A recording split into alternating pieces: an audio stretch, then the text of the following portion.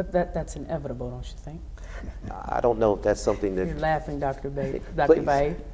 You know, to pick right up on the seasoning, you raised a very good question.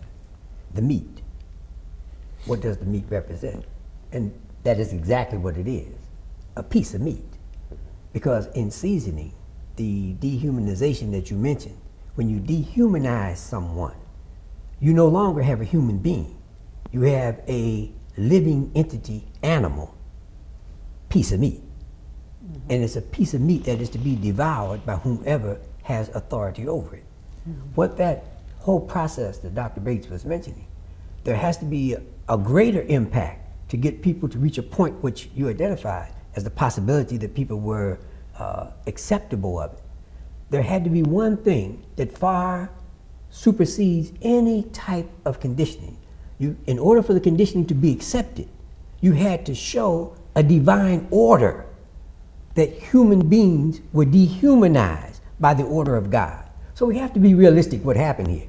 It was that there was a religious justification for taking these human beings out of their existence and putting them in an inhumane existence.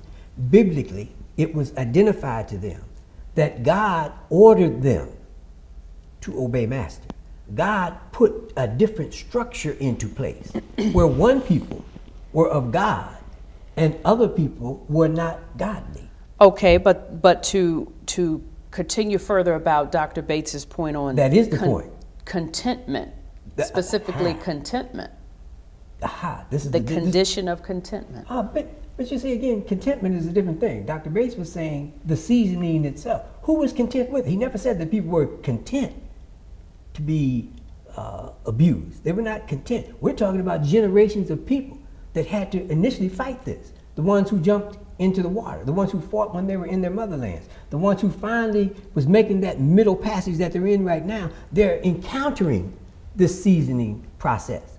There was a rebellion against these things. I believe that movie Roots goes into some history about how easily acceptable these things were. There was a battle going on. Mm-hmm. But this battle had to be part of the seasoning, is that you have to have that one ingredient included that's not sitting here right now. You have to give them a spiritual right that they must give themselves over to these people who are dehumanizing them.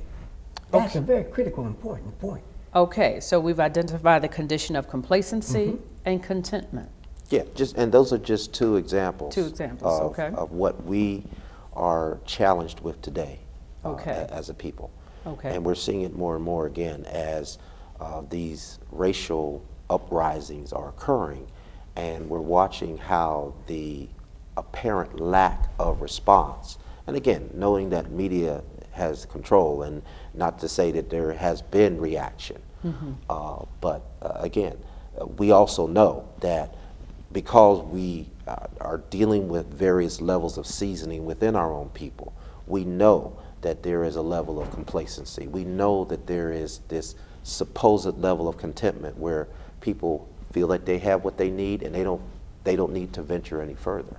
They don't feel that they need to reconcile the past or even know anything about their history. They're fine, their children's fine, their family's fine, their friends are fine, and they're content. Well, some may